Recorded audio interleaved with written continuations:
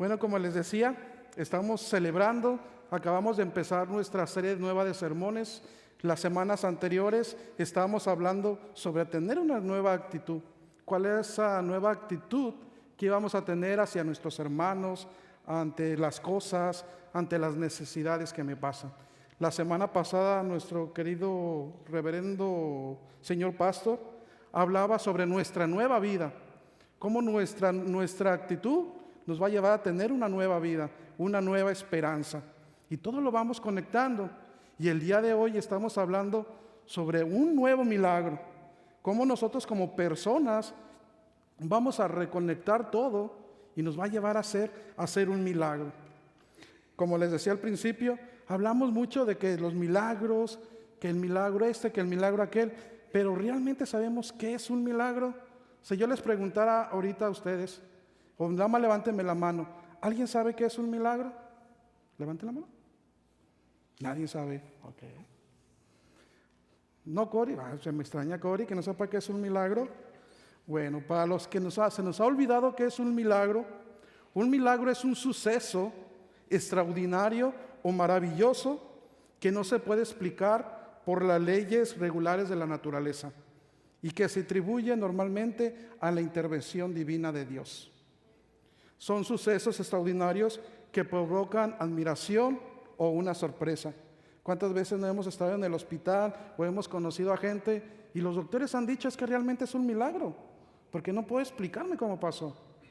O estamos en situaciones que decimos a Dios, yo estoy pidiendo un milagro, o sea, necesito arreglar mis papeles, pero estoy en cierta situación que no puedo, hazme ese milagro.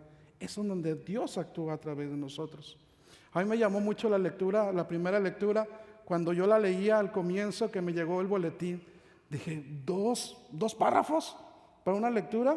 Ni lo que se van a gastar en pararse y leerla. Pero creo que es tan impactante que no necesita más palabras. Porque decía, existen dos formas de ver la vida. Una es creer que no existen los milagros, que todo es casualidad o que todo es porque yo he hecho eso para merecérmelo. Y la otra forma es creer que todo es un milagro. Y yo quiero quedarme con eso, con que todo es un milagro para mí. Porque nosotros ya estamos, ¿cómo podemos identificar en nuestra vida un milagro? ¿Tú lo has identificado en tu vida? ¿Has sabido el momento en que dices, este es un milagro que Dios me ha hecho? ¿Sí lo han sentido? ¿Sí lo han experimentado? ¿O ya estamos tan acostumbrados que ya no vemos los milagros? El simple hecho de despertar por la mañana y poder abrir los ojos es un milagro que Dios nos está dando. Un nuevo comienzo, un nuevo día para ser mejor persona. Porque día a día es un reto para ser mejor persona. Estamos tan acostumbrados a ver las cosas tan cotidianas que los milagros los hemos clasificado de milagros ordinarios y extraordinarios. Porque el hecho de respirar es un milagro de la vida, que estamos respirando, pero es algo que hacemos que no necesitamos ponerle atención, porque es algo neto que está dentro de nosotros, el respirar. Pero es un milagro que Dios nos está dando. Entonces lo hacemos un milagro ordinario y vemos los milagros solamente los extraordinarios, como, wow, Dios me salvó de esta enfermedad. Es un milagro de Dios, sí lo es, pero solamente nosotros lo notamos cuando son o como los clasificamos ordinarios. Pero ¿cómo podemos convertir nuestros milagros ordinarios a extraordinarios? Dándole gracias a Dios todos los días. Al despertar, Señor, gracias porque desperté un día más. Señor, gracias por dejarme estar aquí. Señor, gracias porque me permites tener una familia, tener un esposo, tener una esposa, tener una familia. Ese es un milagro, que es cierto, tenemos que cultivarlo, tenemos que alimentarlo día a día. Pero si nosotros no nos alimentamos, no vamos a poder ver ese milagro que está en nuestra vida. En el Evangelio del día de hoy, es una lectura que muchas veces la hemos escuchado, hablamos sobre la boda de Canaán. Esta lectura a mí me encanta porque podemos verla desde varios puntos. tanto de cómo Jesús, cómo Dios bendijo el matrimonio porque Él asistió al matrimonio. Podemos verlo desde la teología del significado que tiene el vino, y también podemos verlo desde el punto que estamos ante el primer milagro de Jesús, el primer milagro registrado en la Biblia, el primer milagro que hizo Jesús. Comenzábamos con la lectura y nos decía que Jesús, María su madre y todos los discípulos fueron invitados a esta boda. Cuando están en la boda, a Jesús, a los de la fiesta, se les acaba el vino. Entrando un poquito en el contexto, las bodas judías no nada más era de un día, sino eran 7 días donde se celebraba la boda. Y durante esos días tenían los invitados, los padres, los novios, tenían que proveer del alimento y el vino a todos los que asistían durante las fiestas. También algo interesante aquí es que el vino también era considerado y no se tomaba como ahora lo hacemos muchas veces en las fiestas, ¿verdad? Que toma el vino y hasta que uno cae. Eso no se hacía antes, Palomita, porque te ríes. Por algo se está riendo Palomita. No estoy queriendo decir que ya sean para el vino, pero bueno. María, hay una parte muy interesante que a las personas que estudian la mariología, y a mí en lo personal, me gusta mucho. Como algunos me conocen, yo soy muy mariano, yo soy muy amante de la Virgen María, en todas sus advocaciones y cosas. Y aquí en este evangelio, vemos una parte donde María se acerca a Jesús y le dice, se les acabó el vino. Jesús le dice, ¿y qué puedo hacer yo? O sea, todavía no es mi tiempo. Voy a la vinatería, lo pido, o sea, ¿qué hago? Le dice Jesús. Y María lo único que dice, hagan lo que Él les diga. Y es aquí donde me quiero centrar un poco. Hagan lo que Él les diga.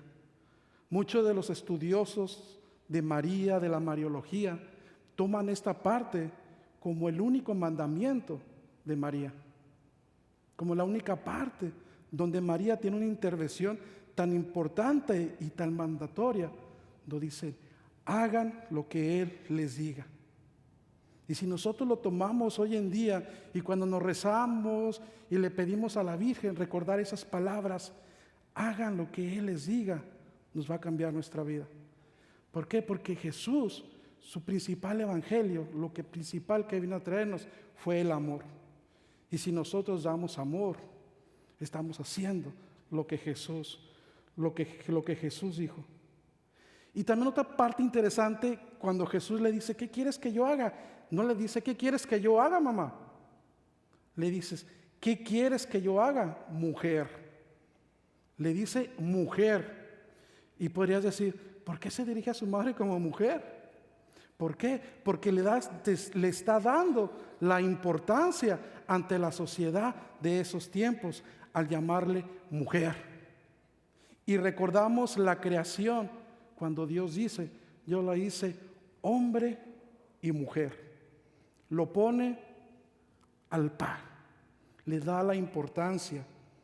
Y también muchos estudiosos, muchos mariólogos, dicen que Jesús, aparte de darle la importancia, la está preparando para el dolor que sabe que se viene, que Él va a pasar. Y ella tiene que estar lista para poder soportar todo eso y poder no romper el lazo, pero sí poder decirle, yo voy a pasar por esto. Y si recordamos más adelante en los evangelios, Jesús le vuelve a llamar a María mujer. Y eso es cuando está en la cruz. Le dice, mujer, ahí tienes a tu hijo. La vuelve a resaltar y ponerla a la par del hombre. Ok, entonces Jesús no se negó a la petición de su madre. No se negó. Bueno, yo puedo hacer una pregunta. ¿Verdad que es bien difícil decirle a la mamá no? ¿Cuántas veces tienes que decir, bueno, pues mi mamá me lo está diciendo, aunque no quieras, lo hacemos? ¿Quién puede negarle algo a una madre? Yo creo que nadie. Y Jesús le dijo a los sirvientes, tienen esas tinajas que están ahí, las tinajas que usaban los judíos para sus purificaciones. Habla que eran más de 50, 60 litros por tinaja. Si estamos hablando que eran 6, son como 300 litros, llenas hasta el tope de agua. Le dice, llévaselo al encargado de la fiesta para que lo pruebe. El encargado lo prueba. Dice, wow, este vino, ¿de dónde lo sacaron? Porque todas las fiestas siempre cuando llega uno para quedar bien, pues sacas el mejorcito. Ya cuando la gente está media entrada, ¿verdad, Paloma? Sacan el peor. No, Palomita, ya. El encargado queda maravillado. Y este es el primer milagro que Jesús hace, el que conocemos en la Biblia. Pero yo quiero hacerles unas preguntas. Quiero cambiar un poquito, no el contexto, pero sí. Nosotros podríamos usarnos o podríamos llamarnos como si fuéramos unas tinajas. Nuestra vida es como si fueran unas tinajas. ¿Cómo te sientes tú el día de hoy ante esas tinajas? ¿Cómo te sientes?